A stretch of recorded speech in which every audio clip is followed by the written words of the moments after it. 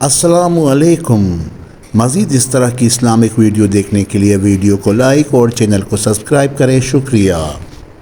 اب اس کے برعکس جو چیز سامنے آتی ہے، جدید سائنسی معلومات جو ہوئی ہیں، ابھی آپ نے حال ہی میں شاید کل یا پرسوں اخبار میں تھا کہ اب جو فزسسٹ ہیں جو اس وقت دنیا میں ریسرچ کر رہے ہیں، وہ ریسرچ ہو رہی ہے وہ پارٹیکلز پر، لائٹ پارٹیکلز جو شروع میں بالکل وجود میں آئے، بہت ہی چھوٹے، جن کا کوئی تصور آپ نہیں کر سکتے ان کے چھوٹے ہونے کے اعتبار سے۔ معلوم ہوا کہ وہ 3 قسم کے بیسک پارٹیکلز ہیں، انہی سے پھر یہ کائنات بنی ہے۔ یہ ساری ریسرچ ہو رہی ہے۔ اسی طرح نوبل پرائز جب ملا تھا عبدالسلام کو، یہ جو سائنسدان ہے قادیانی، اور انہیں نصف حصہ ملا تھا ایک اور دوسرے شخص کے ساتھ نوبل پرائز میں، تو وہ بھی آپ کو یاد ہوگا، اخبارات میں پڑھا ہوگا کہ وہ بھی ریسرچ تھی اس بات پر کہ اس کائنات کے اندر بیسک فورسز کون کون سی ہیں۔ ایک فورس آف گریویٹی ہے، ایک میگنیٹک فورس ہے، ایک الیکٹرانک فورس ہے، وغیرہ وغیرہ۔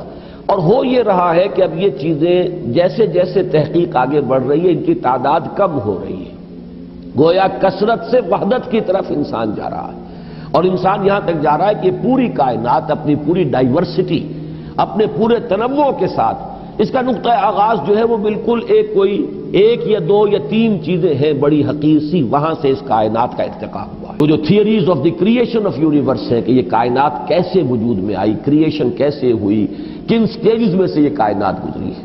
قرآن کہتا ہے کہ ایک لفظ کن ہے جس سے کہ اس کائنات کی تخلیق ہوئی۔ اللہ تعالیٰ کے اس ایک حرف کن نے سب سے پہلی شکل جو اختیار کی ہے وہ وہی پارٹیکلز ہیں نور کے، سب سے چھوٹے چھوٹے پارٹیکلز۔ یہ خنک نور کا دور ہے جس میں کہ حرارت نہیں تھی، گرمی نہیں تھی، ٹھنڈی روشنی، ایک بسیط نور تھا کہ جو اس حرف کن کے ذریعے سے وجود میں آیا۔ یہ جو دور ہے خنک نور کا، ذہن میں رکھیے، اس میں ابھی حرارت نہیں ہے، اس میں گرمی نہیں ہے، جو بھی ہے اندر پوشیدہ ہے اس کے، وہ بعد کا مرحلہ آئے گا جب میں عرض کروں گا۔ اس خنک نور کے دور ہی میں 2 چیزیں اللہ نے اس سے پیدا کی جو صاحب شعور اور صاحب تشخص ہے۔ ایک ارواح انسانیہ، وہ بھی نورانی ہے، اس نور سے بنی۔ دوسرے ملائکہ، وہ بھی نورانی ہے اور اس نور سے بنے۔ سب سے پہلے اللہ نے حضور صلی اللہ علیہ وسلم کی روح کو پیدا کیا، کیونکہ ابتدائی مرحلہ یہی ہے۔ یہ خلق نور کا دور ہے، جبکہ ابھی نہ کوئی ناری کرے تھے، نہ کہیں کسی طرح کی خاک وغیرہ کا کوئی مسئلہ تھا۔ اس کائنات میں اللہ تعالیٰ کے حرف کن نے ایک خنک روشنی کی شکل اختیار کی تھی، اس سے پیدا کی گئی ارواح انسانیہ، انہی میں ایک روح محمدی ہے صلی اللہ علیہ وسلم۔ تو اگر سب سے پہلے اللہ نے اسی کو بنایا ہو تو اس میں کوئی حرج واقع نہیں ہوتا، وہ بھی مخلوق ہے، وہ بھی اللہ کے بنانے سے وجود میں آئی ہے۔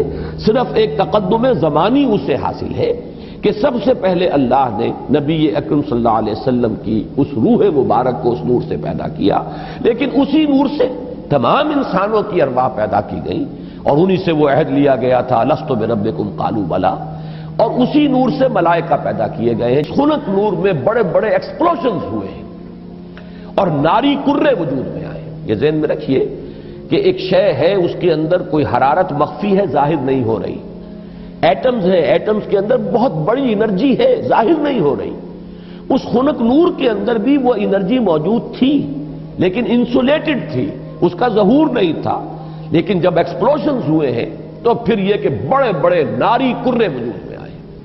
یہی ناری کرے ہیں جن کو ہم سورج کہتے ہیں، بہت بڑا ناری کرہ ہے سورج، اس کے اندر کمبسشن کا عمل چل رہا ہے، عمل احراق ہے، اس کی حرارت کا ہم تصور نہیں کر سکتے۔ بڑے اور نہ معلوم کتنے سورج ہیں اس کائنات میں، یہ نہ سمجھیے کہ ایک ہی سورج ہے۔ یہ ایک سورج کے گرد ہمارا جو یہ ہے ایک سولر سسٹم ہے، کنبہ ہے اس کا، کہ اس کے گرد جو ہے یہ سیارے چکر لگا رہے ہیں، کرے ہیں، اور نہ معلوم کتنے سورج ہیں۔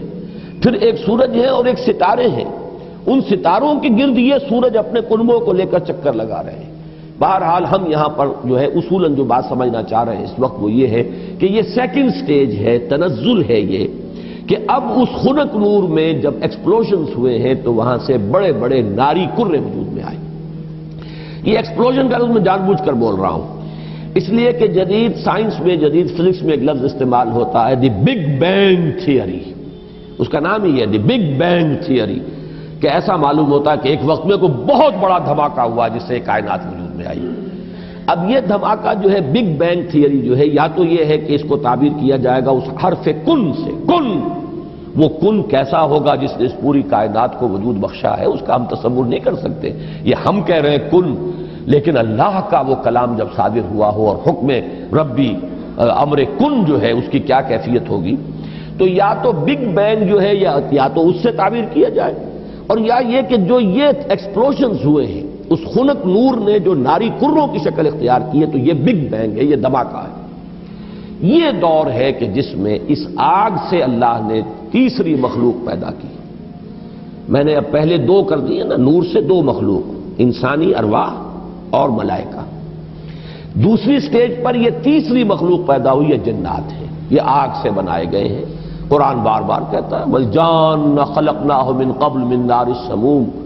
قرآن مجید میں سورہ رحمان میں بھی ہے، اللہ تعالیٰ نے انسان کو پیدا کیا ہے مٹی سے، لیکن یہ کہ انسان کو بنایا ہے آگ کی لپٹ سے.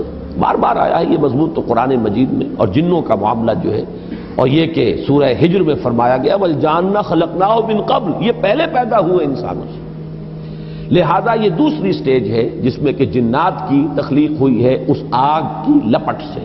کہ پھر نظریہ یہ ہے کہ یہ جو بڑے بڑے ناری کرے تھے، یہ جب تیزی کے ساتھ حرکت میں تھے تو ان سے کچھ حصے ٹوٹ ٹوٹ کر ان سے علیحدہ ہوئے اور انہی کے گرد چکر لگانے لگ گئے.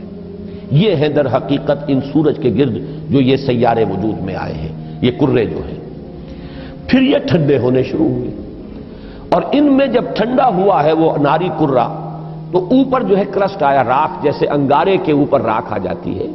راکھ ٹھنڈی ہوتی ہے، اندر انگارہ موجود ہے. ذرا سی راکھ ہٹ جائے اگر اور آپ کی انگلی جو ہے اس انگارے کو ٹچ کر جائے تو جلے گی، لیکن اگر راکھ اوپر ہے تو وہ آپ کو محسوس نہیں ہوگا. اور چونکہ ٹھنڈی چیز سکڑتی ہے، لہذا اس کے اندر اب دراڑیں پڑی ہیں، کہیں پہاڑ بن گئے، کہیں غاریں بن گئی. ساتھ ہی ان کے ٹھنڈے ہونے کی وجہ سے بخارات نکلے ہیں، انہی میں سے نکلے ہیں، انہی کروں میں سے بخارات نکلے ہیں. یہ بخارات ہیں جنہوں نے اوپر جا کر وہ جو جسے ہم فضا کہتے ہیں، ایٹماسفیئر، جس کے اندر گیسز ہیں، یہ یہیں سے انہی کروں کے ٹھنڈے ہونے سے وہ بخارات نکلے ہیں. جیسے کہ آپ جب اگر پانی ڈالتے ہیں آگ کے اوپر تو وہ ایک بھاپ بن کے اڑتی ہے، تو خیر یہ تو پانی آپ نے ڈالا ہے، لیکن یہ کہ فضائی وہ جو کرے تھے آگ کے وہ خود ٹھنڈے ہوئے ہیں تو ان میں سے بخارات نکلے ہیں. ان میں سے جو گیسز خارج ہوئی ہیں انہوں نے ایٹماسفیئر بنایا ہے. پھر اس ایٹماسفیرک چینجز وہاں ہوئی ہے کہ اس میں گیسز تھیں، ہائیڈروجن بھی، آکسیجن بھی، وہاں پانی بنا ہے. بجلی کے بڑے بڑے جب ہوئے ہیں ان کے اندر تو اس سے پانی بنا ہے، اور پھر دھواں دھار بارش برسی ہے، بارش برسی ہے. اب جو ہمارے ہاں یہ جو اعداد آتے ہیں، لاکھوں برس تک بارش ہی برستی رہی. نتیجہ یہ ہوا کہ جو جگہیں نشیبی تھی ان میں پانی بھر گیا، سمندر وجود میں آ گئے. اب جہاں سمندر اور مٹی کا باہمی ربط تھا، یہ جو دلدلی علاقے کہلاتے ہیں، یہاں وہ ان آرگینک کمپاؤنڈز نے آرگینک کمپاؤنڈز کی شکل اختیار کی. یہاں سے حیات ارضی کا آغاز ہوا. وہ حیات نباتاتی بھی ہے اور وہ حیات حیواناتی بھی ہے، یہاں سے اس کا آغاز ہوا.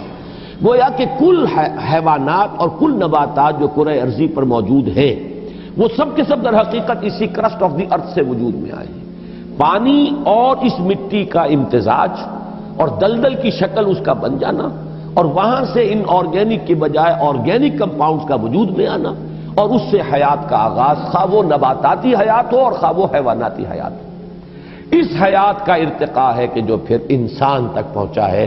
وہ اس حیات، سمجھیے کہ حیات ارضی چاہے نباتاتی ہو اور چاہے حیواناتی ہو، اس کی چوٹی کی جو شخصیت ہے وہ انسان ہے.